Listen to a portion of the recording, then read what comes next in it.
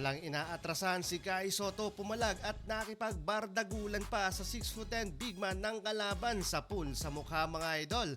Maagang natambakan ni Kai Sotto ang kalaban doon. Pero masyadong gigil mga idol na misikal kaya natawagan ng Anspo ang Koshigaya big man. Japan Billy Game Day Koshigaya Alpas versus Ibaraki Robots. Great start mga idol for the visiting team. 5-0 run ang kanilang panimula dito sa laban. Gandang depensa naman agad ang pinakita ni Kaiju sa pintura. Muntik pa sanang magkagulo doon. Agad namang bumawi ang Ibaraki Robots. 6 counter run with a back-to-back 3-pointer. Sa transition naman papasok sa halfway ng quarter, Kaiju first 2 points of the game nagmula yan sa easy one-handed floater kontra sa 6'10" big man na si Eric Jacobsen. Sinundan pa yan mga idol ni Kai Sotto ng spin move and a fadeaway pull-up jumper. 4 points para kay Kai. Nakalamang muli mga idol ang Koshigaya Alpas hanggang sa lumobo na nga mga idol sa double digit ang kanilang kalamangan. Take over mga idol etong New Zealand big man na si Jordan Ngatay. 12 points na mga idol, shooting impressive 4 of 4 from downtown. Last minute ng first quarter pinasok si Kai at sumubok din sa outside shooting pero mentes dyan ang ating pambato. Nakapag-run pa sana mga idol ang Ibaraki mula sa end 1 basket ng former teammate ni Kai Sotto sa Adelaide 36ers na si Robert Pranks pero ayaw paawat ni Ngatay dito sa outside shooting. Balik sa double digit lead ang kalamangan doon 15-26 end of first quarter. Heading into second quarter, still doing some damage pa rin dyan ang Koshigaya Alpas. 7 minutes mark agad na pa timeout mga idol ang home team sa patuloy na momentum ng bisita.